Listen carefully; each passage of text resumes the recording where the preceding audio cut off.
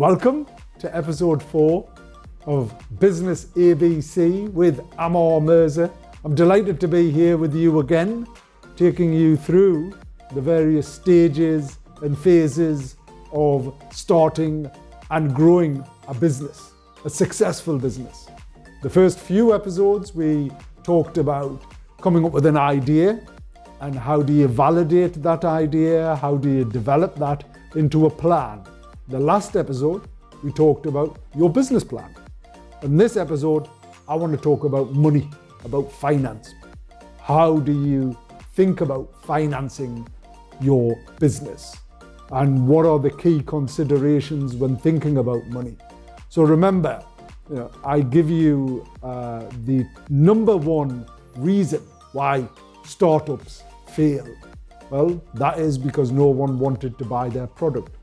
But the number one reason why businesses fail, whether they are starting or scaling or growing, is because of money, because of finance, and not being able to manage finance or access finance adequately and appropriately. So what does that mean? Where do you go for money? How do you go and ask for money? And what type of things do you need to consider when you are exploring money and access to finance? So, as you know, I'm an investor and I've invested in a large number of businesses from micro to macro. And every single time I look at financing, I think about, okay, what are the components of that business? Who is asking me? What have they done? Have they any experience? Do they have a passion? Do they have an understanding of their business? Because that's one of the most critical things. People buy from people. So when you're talking to an investor, make sure that you're prepared. That's one of the most critical points. Preparation and planning. That's why we talked about that. And when you're going to think about finance, it's a case of what are you going to use that money for? So you might think, okay, I now want to build something in particular. I might want to open up a furniture company. All right, so have you done your research? Where are you going to buy that furniture? How are you going to manufacture that furniture? Do you have access to the supply chain? Right? Have you considered the supply chain?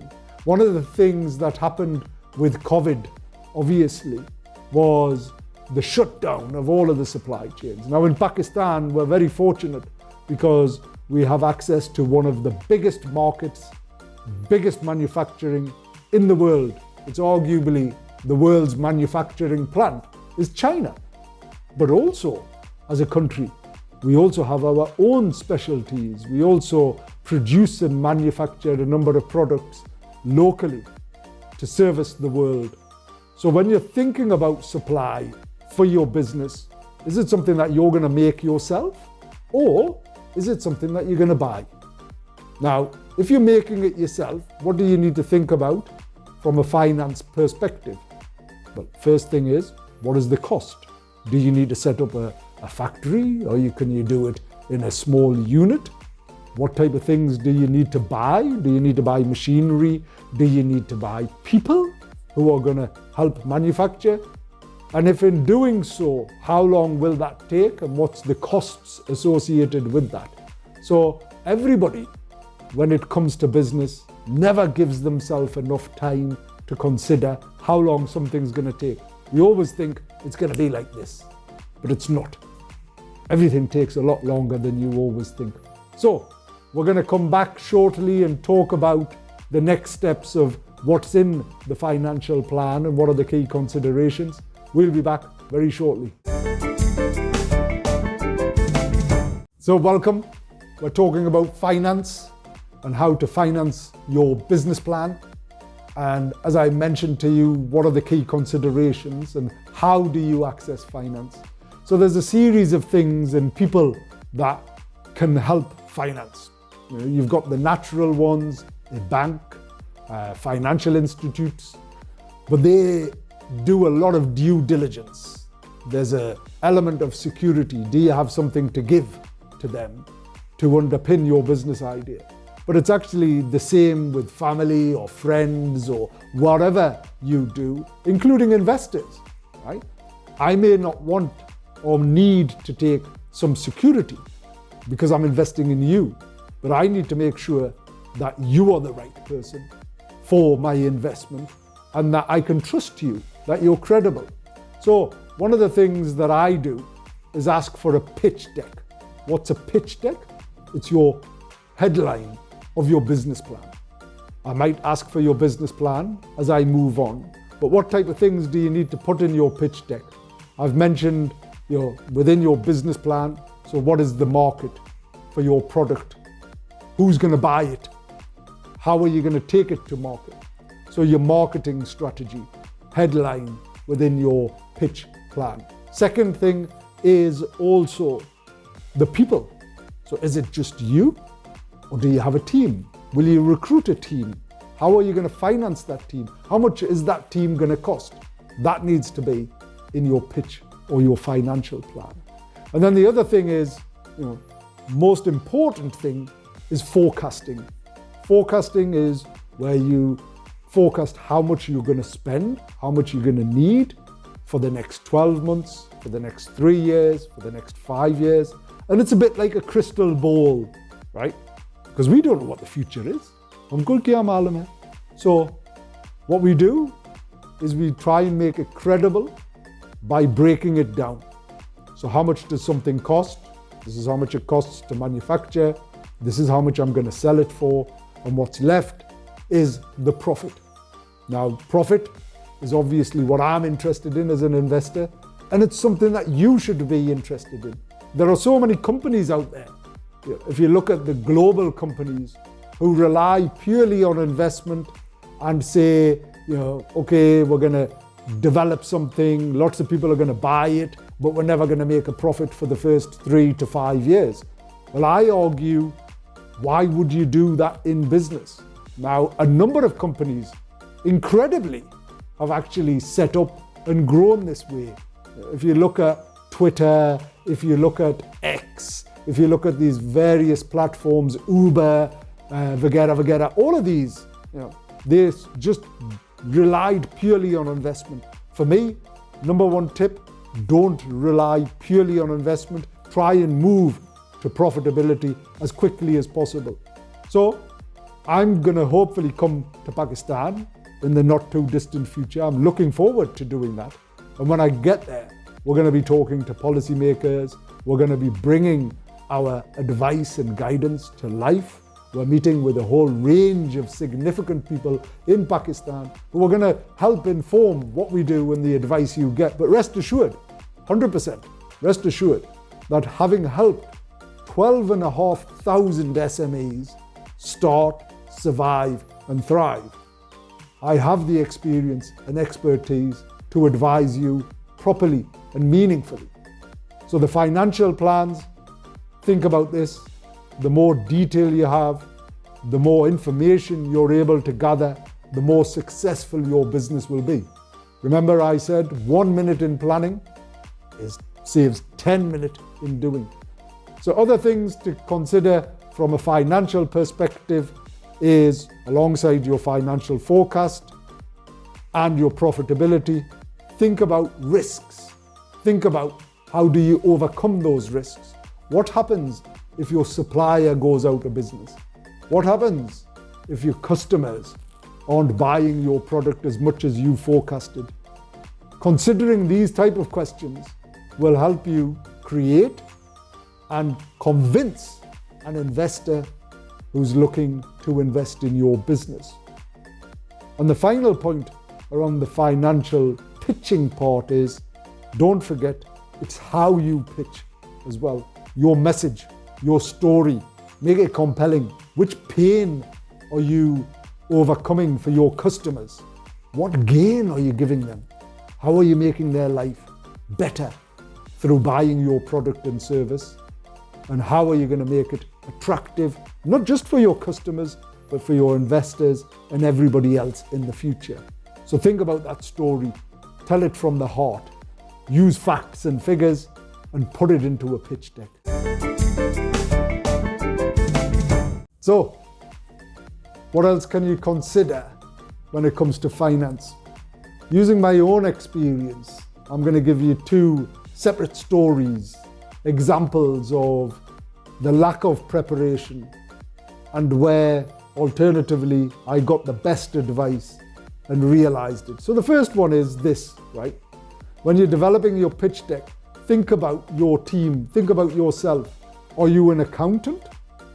I'm not an accountant. So what did I do? I went and spoke to an accountant. I helped them to validate my financial forecasts. And I actually included them in the pitch deck. I said, this financial expert has helped me and will continue to help me as I start and scale my business. And the second part was where I didn't use and access the right support and the right advice. What happened? Some of my actual forecasts, some of the business modeling, some of the financial templates, they weren't right. They weren't convincing. And someone actually asked me, are you an accountant? And after that, I've learned always to engage the right people at the right time. So one of the pitch decks that I produced, what did it contain? So talking about the property company that I helped take from 3 to 30 million pound in 18 months. What did we do? Well, all of that finance came from a bank. And if any of you have dealt with a bank, you know banks do not give their money away easily, if in fact at all. Banks refuse 8 out of 10 applications for support. 8 out of 10. So 100 people go into a bank and only 20 are successful in securing it. And how are they? What's the differentiator? What made them different? Why were they successful and the other 80 weren't?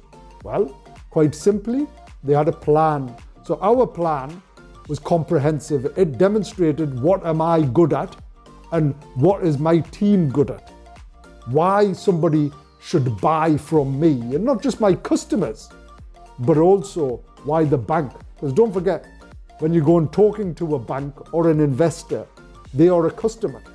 You have to identify what do they want. All too often people go, look at what I'm doing, without any consideration about the person they're talking to.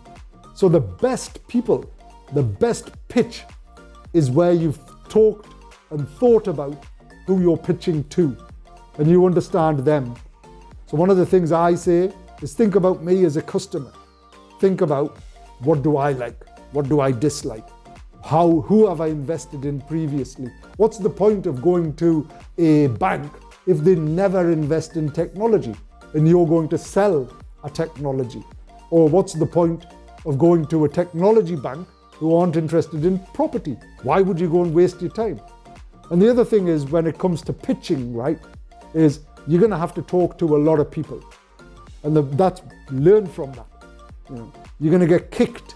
You're going to get refused a lot of times. You know, I have shins of steel where people have kicked me, and I've gone, okay, I'm resilient. I've come over this, and I now know how to navigate. And I'm going to keep sharing through all of these episodes, through all of my learning. I'm going to share it with you to help you accelerate it. So when you go and ask for finance, how do you best prepare? Well, pitch, learn, look in the mirror, talk to friends and family, present to them, take them through your plan. And the most critical thing about a financial plan, it has to be rock solid, rock solid. So if anybody asks you any question about, okay, tell me in month 6, you've made £100,000. Tell me how you've made that. Okay, this is how I made it. I started making £15,000 for the first few months, and then I doubled it. I increased the supply chain. Tell a story, a convincing story, because don't forget, we all are able to tell stories and we all learn and connect with stories. So going back to that, how I grew from 3 to 30 million, what did I do? I prepared the pitch. I took 3 or 4 people with me and we pitched together. I showed how they could invest and I was a safe pair of hands. I told a story. I demonstrated what I was really good at. I also said, this is what I'm not good at, but I've got the support to overcome it. And in doing so, the bank invested in us, allowed us to grow, and we grew that company. And it was one of the most successful companies, property companies at that time within the Northeast, within the UK, because of how good we were with the planning and the pitching. So that's it. I'll be back for the next episode. Stay tuned.